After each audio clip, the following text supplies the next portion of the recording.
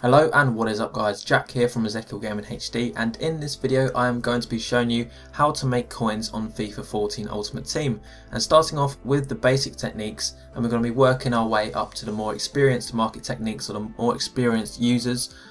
So getting into the first technique, it's practically a no risk technique.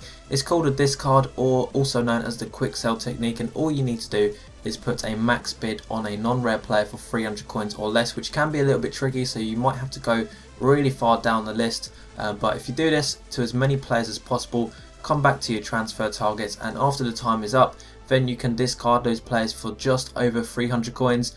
When you quick sell a player, EA tax does not apply, remember that, because you can also use this technique with rare gold players by max bidding 600 coins and rare silvers by max bidding 200 coins.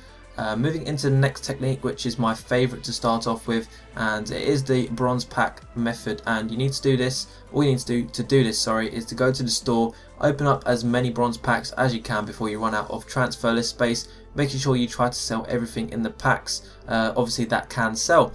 So there is a small risk involved, but you often open up somewhere between 500 coins and 800 coins worth on each pack, and it's also a very fun way of doing things. On FIFA 13 I managed to open up an informed bronze which sold for at least 30k, I think it was, so it just shows you can get something decent. Anyway, the next technique, which is quite easy to do, is to alter a player before putting him on the market. So for example, if a player's natural position is a centre forward but they are more popular in the striker role, then you can buy a position card to make them worth more. Just make sure you need to calculate the difference between how much you're spending on that position card and how much the player is worth after you've bought them to how much you sell them for. So you've got to work that out yourself, which can be a little bit time consuming but can be very rewarding depending on which players you are selling. The next technique is just a generalization of buy low and sell high. You can do this with pretty much every card. You can do it with player cards, fitness cards, kits, badges, etc. The idea is to look on the market at one particular player or card to see the lowest buy now. So for example, if a player's lowest buy now is 2,000 coins, all you've got to do is find out how much EA tax you lose at selling for that price and try to make at least 5% profit margin. So for example, if you want to make money on a player that sells for 2,000 coins buy now, if you sold them for 2,000 coins you'd get 1,900 back. You should try to pick them up for 1,800 coins or less, so you can actually sell them for 2,000 coins. The next way isn't really a technique, it's just a lookout rule. So for silver kits and badges, as a lot of people miss out on coins very easily by quick selling them, I know myself, I sometimes rush to quick sell the rest of a pack. To be honest, I just rush. I'll think, okay, well there's nothing in this pack, I've taken my 85 rated player out of this, that silver kit there, that's probably not worth a lot, but the real honest truth is that that kit or that badge could be worth 500 coins, it could be worth 1,000 coins, it could be worth 5,000 coins, it depends what kit it is. So make sure you send them to your transfer list if you've got space and check them out on the market.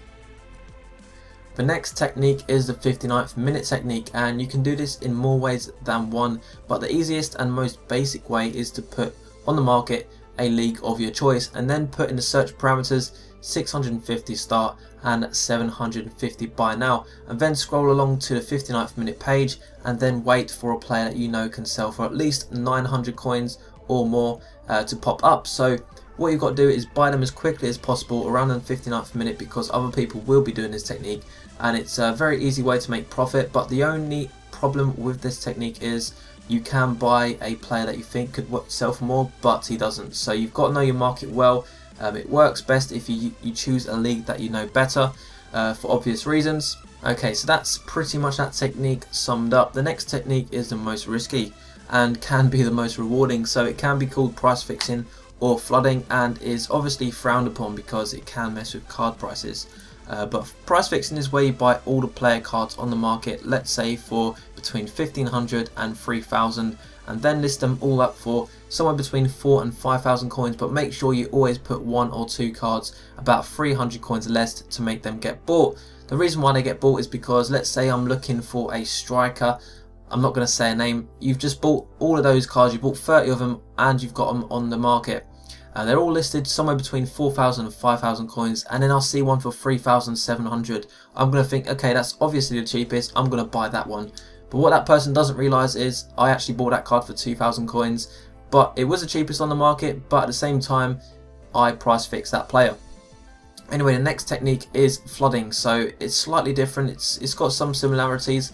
You can do this mostly easily with manager cards, and all you've got to do is buy all of one manager. So for example, a manager that is worth at least 1,000 coins. It's easier if they're worth something.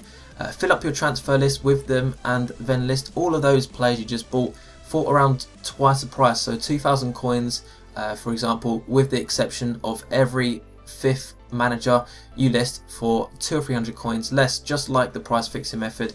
And basically when they are looking for managers, they'll be looking from 0 time and then up to about 5 minutes, and they'll notice, okay, that manager's going for 2,000, that one's going for 2,200, oh, and this one's going for 1,700, I'll just buy that one because that's the cheapest, or that's the best deal at the moment. And that's how you make your coins. Okay, moving into the last technique, and it's called inform trading. It's basically when a batch of informs come out, whether they're team of the seasons, team of the weeks, team of the years, whatever they are, when they've just come out, usually they cost the most, but towards the last day of being out in packs, when card weight is at its highest, that's when you should buy an inform player that you think will rise. You should buy as many players as you can to maximise profit, but obviously don't put all of your money into it, because if it fails then you're going to lose a lot of money. I'd say usually 5-star skillers seem to rise the most. For example, a lot of 5-star skillers last year would start at about 50k, go down to about 20 or 30k. You buy them on the last day of them being in packs, and about a month later they're back up to worth about 50k again. And if you bought 5 of them, you've got about 100 or almost 200k profit.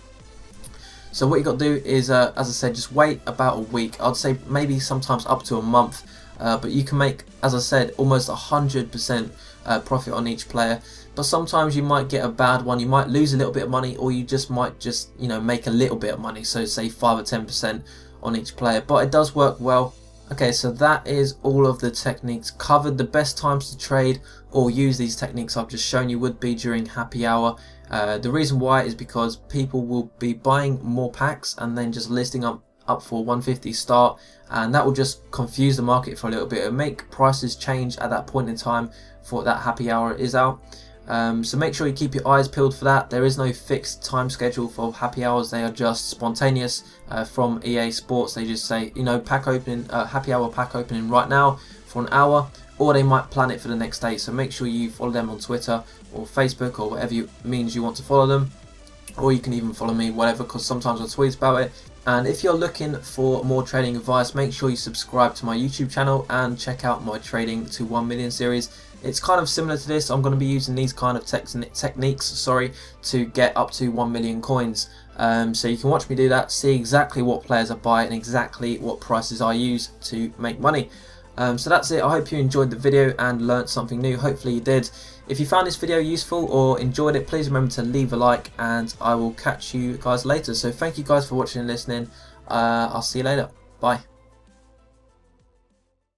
In this episode, but it looks to be someone that will probably rise in price a little bit as towards the end of the web app days, and then probably go down a lot once the full game comes out. But I want to speak to you about what to do with your coins at the moment, because these questions are being thrown around, and there's no real definite answer, and there isn't a definite answer from me, but I want to give you a little bit of tips and tricks as to what to do. But as you can see there, Dzeko, I wasn't sure how much he went for, so I made sure I checked him out from Man City. Went through the search quite